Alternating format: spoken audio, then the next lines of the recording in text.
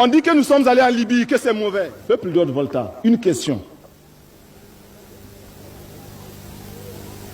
La Libye ne nous a jamais rien fait. La Corée n'a jamais exploité la Haute-Volta. La Libye n'a jamais attaqué la Haute-Volta. Pourtant, nous connaissons des pays qui ont attaqué la Haute-Volta, qui ont mis nos parents en prison. Nos grands-parents sont morts sur des champs de bataille pour ces pays. Nous coopérons avec eux, on ne se plaint pas. Alors, c'est après 3 démarches de la Libye que nous avons décidé d'y aller.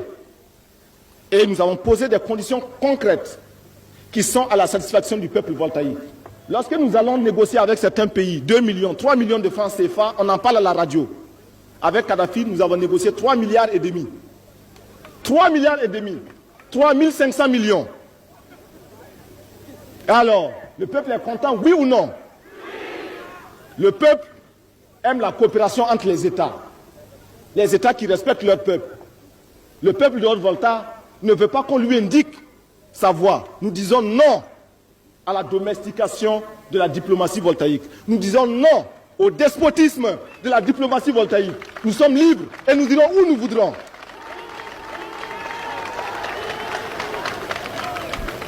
Et je vais vous dire une chose. C'est un secret entre vous, entre nous le peuple. Et ne le répétez pas aux impérialistes.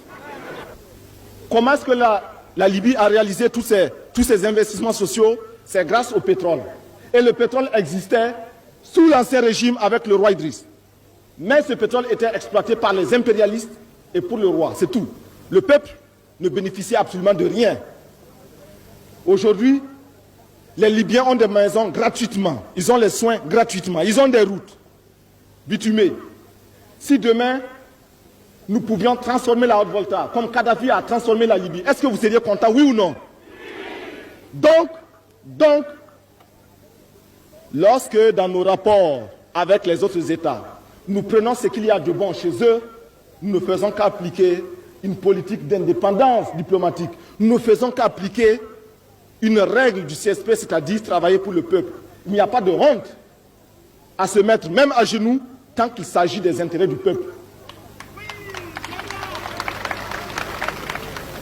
Nous sommes en train de vous parler. Nous savons que dans cette foule se trouvent des gens qui auraient bien voulu nous fusiller actuellement.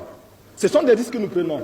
Mais nous n'avons pas peur parce que nous sommes convaincus que c'est pour l'intérêt du peuple.